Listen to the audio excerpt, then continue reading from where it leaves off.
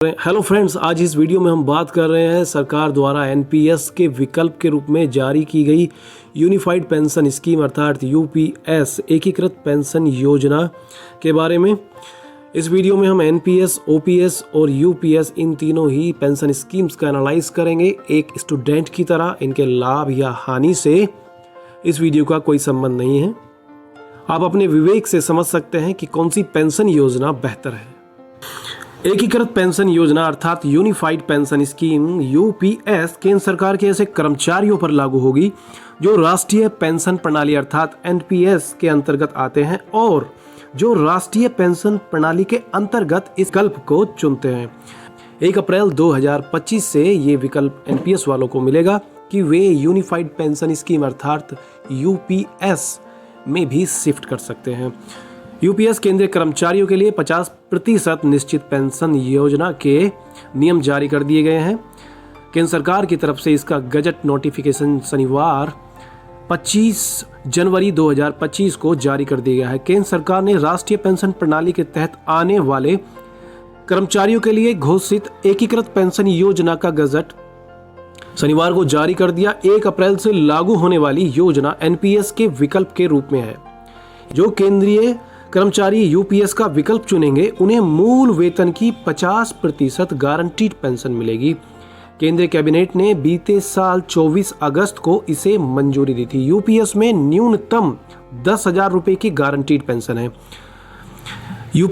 UPS के लिए वे ही व्यक्ति पात्र होंगे, वे ही कर्मचारी पात्र होंगे जिनकी सेवा अवधि कम से कम 10 वर्ष पूर्ण हो चुकी हो। यदि 10 वर्ष से कम की आपकी सेवा अवधि है तो अर्थात आप यूपीएस के लिए पात्र नहीं होंगे।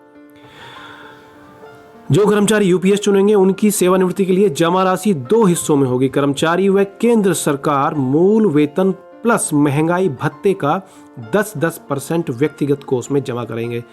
संयुक्त कोष में केंद्र 8.5% की अतिरिक्त राशि जमा करेगा जो कि एनपीएस में 4% थी। कर्मचारी व्यक्तिगत कोष में निवेश का विकल्प नहीं चुनते, उनके लिए डिफॉल्ट पैटर्न एनपीएस रहेगा। यूपीएस चुनने वाले भविष्य में अन्य नीतिगत छूट, लाभ या बाद में सेवानिवृत्त होने वालों के बराबर लाभ का दावा नहीं कर सकेंगे। वहीं अब आप जानते हैं कि यूपीएस में पेंशन की गणना किस प्रकार से की जाएगी। पेंशन की गणना अंतिम 12 माह के औसत मूल वेतन पर होगी। 25 वर्ष की कुल न्यूनतम सेवा अवधि यानी 300 माह को 25 वर्ष में 300 माह हो गए, 25 गुणा 12, 300 माह को बेंचमार्क माना जाएगा। जो कर्मचारी 25 वर्ष से ज्यादा सेवा देंगे उनकी पेंशन की गणना भी 25 वर्ष के बेंचमार्क पर ही होगी। अर्थात यदि आपका सर्विस पीरियड 25 वर्ष से ज्यादा का है तब भी आपकी पेंशन की गणना 25 वर्ष के आधार पर ही होगी, जबकि ओपीएस में ऐसा नहीं था। ओपीएस में जिस व्यक्ति की सेवा जितनी होती थी उसी के आधार पर उसकी पेंशन की गणना की जाती थी। जो कर्मचारी कम समय में रिटायर होंगे इसी फॉर्मूले से पेंशन कम होती जाएगी। पात्रता अवधि और अंशदान बेंचमार्क के अनुरूप है तो अंतिम 12 माह के मूल वेतन की 50% राशि पेंशन में मिल जाएगी। इसका जो पेंशन का फॉर्मूला है वो फॉर्मूला इस प्रकार से है। पेंशन इक्वल्स टू मूल वेतन, जो मूल वेतन हमारा होगा उसको 2 से भाग लगाना है। उसके बाद जो सेवा अवधि है उसको 300 से भाग लगाना है। बेंचमार्क रखा गया है 25 वर्ष की सेवा को 12 माह से गुणा किया तो 25 गुणा 12 बराबर 300 माह आ गए। और व्यक्तिगत कॉर्प्स मतलब एक समूह जिसमें हम पैसा जमा करते हैं, अपना पैसा हम जिसमें जमा करते हैं, एक व्यक्तिगत कॉर्प्स रखा गया है और एक बेंचमार्क कॉर्प्स रखा गया है। व्यक्तिगत कॉर्प्स में आपका पैसा होगा और उसमें ही सरकार का 10% का पैसा होगा और बेंचमार्क कॉर्प्स में 8.5% की जो राशि होगी वो सरकार द्वारा मिलाई जाएगी, जो कि संयुक्त कोष होगा। संयुक्त कोष में केंद्र 8.5% की अतिरिक्त राशि जमा करेगा।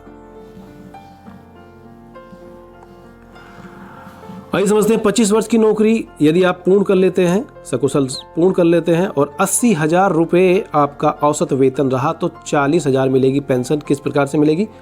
25 वर्ष सेवा में अंतिम 12 माह का औसत मूल वेतन 80,000 रुपये रहा हो और सेवा अवधि में फंड से पैसे न निकाले हों, क्योंकि पैसे भी सेवा अवधि में फंड से निकाल लिए जाते हैं। और अगर यदि आपने पैसा नहीं निकाला है तो कॉर्प्स फंड में आपका 1 करोड़ रुपया होगा। ऐसे में पेंशन जो होगी वो 80,000 बटे 2 गुणा,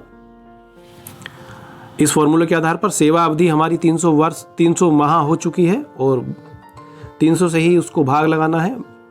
बेंचमार्क सेवा अवधि 300 के रूप में दी गई है और राशि यहाँ पर 1 करोड़ रुपए, तो 40,000 प्रति माह यहाँ पर पेंशन बनेगी। और प्लस उसमें डियरनेस अलाउंस, महंगाई राहत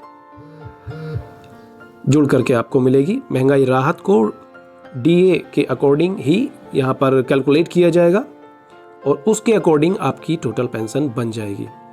यदि सेवा अवधि 15 वर्ष अर्थात 25 वर्ष से कम है और 12 महीने का औसत वेतन आपका 80,000 रहा हो तो बेंचमार्क और व्यक्तिगत कॉर्प्स 42 लाख रुपए होंगे।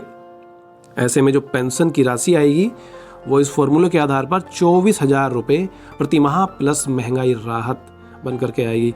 सेवा अवधि 10 वर्ष है तो क्वालिफाइंग सर्विस 120 माह रखी गई है।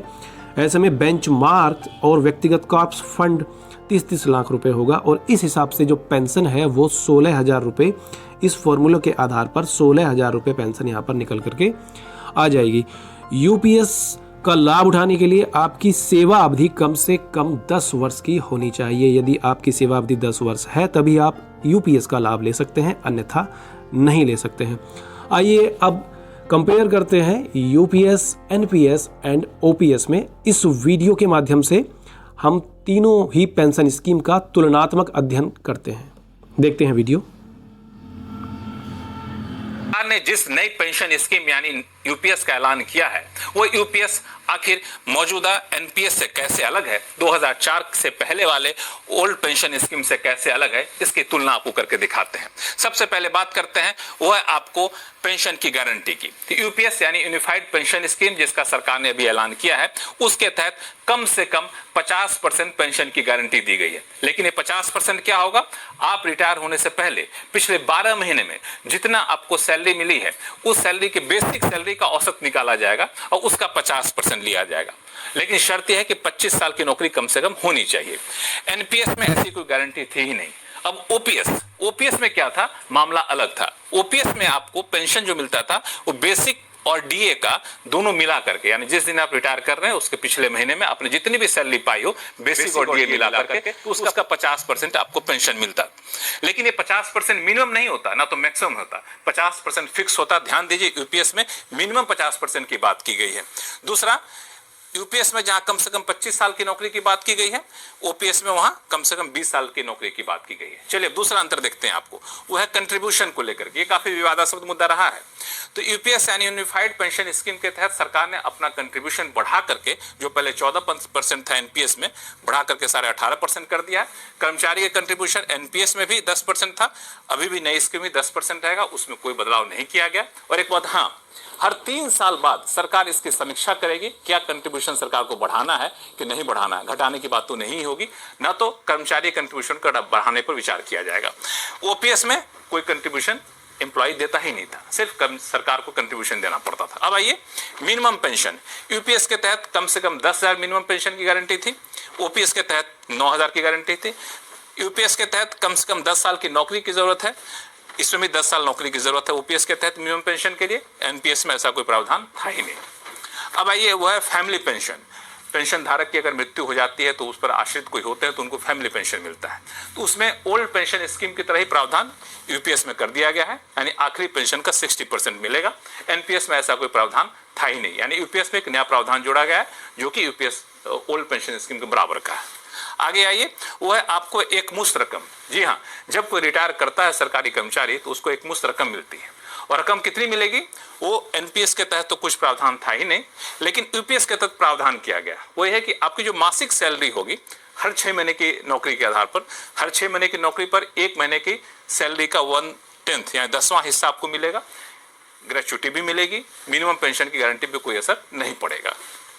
ओल्ड पेंशन स्कीम के तहत क्या था, एम्प्लॉय ने अपने नौकरी के दौरान जितना भी कंट्रीब्यूशन किया है उसका 100% आपको मिल जाएगा। रिटायरमेंट करते ही पूरा कंट्रीब्यूशन आपको वापस कर दिया जाएगा ब्याज समेत, और ग्रेच्युटी पे कोई असर नहीं पड़ेगा। आप चाहें तो 40% तक पेंशन ले सकते हैं, ये भी खासियत थी। तो ओपीएस के तहत एक मुश्त रकम का प्रावधान ये था और यूपीएस के तहत प्रावधान ये है, दोनों में अंतर है। अब आइए अगला मुद्दा देखते हैं, वह है महंगाई भत्ता। महंगाई भत्ता ओपीएस के तहत पहले डिएलएन रिलीफ मिलता था, एनपीएस के तहत नहीं था। अब नई स्कीम में सरकार ने इसको वापस से जोड़ दिया है। अब चलिए, अब है दूसरा मुद्दा आपको है खासतौर से वीआरएस को लेकर के। बहुत सारे लोग वीआरएस भी लेते हैं, तो वीआरएस में 60 साल की उम्र में पेंशन मिलेगा। वीआरएस ले लीजिए, लेकिन जैसे आपकी उम्र 60 साल की होगी नई स्कीम के तहत आपको पेंशन मिलनी शुरू हो जाएगी। ओपीएस के तहत क्या था कि वीआरएस लेते हैं तो अगर 20 साल की नौकरी है आपकी तो बेसिक प्लस डीए का 50% आपको पेंशन शुरू हो जाएगा। तो दोनों में वीआरएस लेने पे फर्क है। अब आइए कि यूपीएस लागू किन पर होगा। बहुत सारे लोग सवाल पूछ रहे हैं कि हम पर लागू हुआ, क्या हम पे लागू हुआ। तो बता दूं कि राज्य सरकार के जो कर्मचारी हैं उन पर लागू होगा, बशर्ते कि उनकी सरकार ये फैसला लेती है। तो सरकारी बैंक, सरकारी कंपनियों पर लागू नहीं होगा, और निजी कर्मचारी, हम जैसे निजी कर्मचारी, उन पर भी ये लागू नहीं होगा। बिल्कुल साफ साफ सुन लीजिए। और एक और बात, जो नई स्कीम है उसकी कुछ खासियत है। ये 1 अप्रैल 2025 से लागू होगी। जो लोग एनपीएस को चुन चुके हैं वो भी चाहे तो नई स्कीम में शामिल हो सकते हैं। जो लोग एनपीएस के तहत 2004 के बाद रिटायर हो चुके हैं वो भी चाहे तो नई स्कीम को चुन सकते हैं। ऐसी सूरत में इनको सरकार ब्याज के साथ एरियर का भुगतान करेगी। तो ये पूरा है आपको पेंशन का पेज जो आपको सुलझा दिया है मैंने। मुझे लगता है कि अब कोई कंफ्यूजन नहीं रहेगा।